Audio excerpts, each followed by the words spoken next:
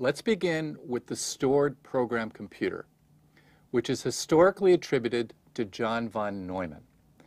John von Neumann wrote a report on this concept, on the stored program concept, and this was known as the first draft of the report on EDVAC.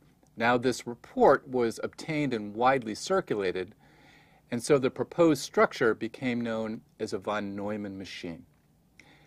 Now, the components of a von Neumann machine are, first of all, a memory, and the memory holds both data as well as instructions. It has a processing unit for performing arithmetic and logical operations, and then a control unit which orchestrates the operation and interprets instructions. Here's an overall depiction of the von Neumann model.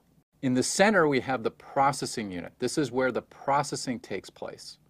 Here we have an arithmetic and logic unit, or ALU, where we do arithmetic and logical operations, as well as this block called temp. This is where we have temporary storage of data that we're going to use for doing operations. We also have a memory, and the memory holds both the instructions for our program as well as the data that that program operates on. And it has two registers, one called a memory address register, the second memory data register, and we're going to cover those in just a second. It also has input and output. So input are things like a keyboard, a mouse, could be a scanner, could be a hard disk. And the output could be things like a monitor, printer, LEDs. It could also be a hard disk. Remember, a hard disk is both an input device, we read information from a hard disk, as well as an output device, we store it there. And then we finally have the control unit. And the control unit orchestrates the operation, orchestrates the flow of an instruction through these different units. And it has two main components. One, the PC, or the program counter, and second is the instruction register. The program counter points in memory to where the next instruction is to be obtained, and the instruction register holds that instruction. Let's start with the processing unit.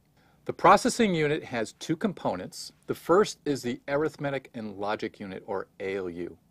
So this performs arithmetic and logical operations. Now, for the LC3, this is the computer that we're going to build in this course, where LC stands for little computer, and 3 is the third version of that.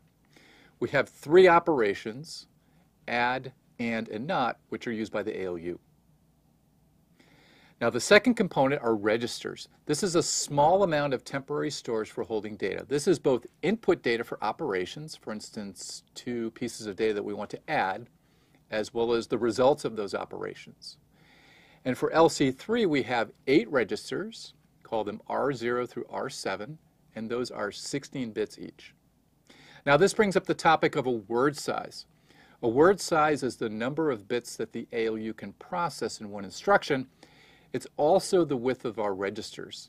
And for LC3, we have 16-bit registers, and our ALU can handle 16-bit data, so LC3 is a 16-bit machine.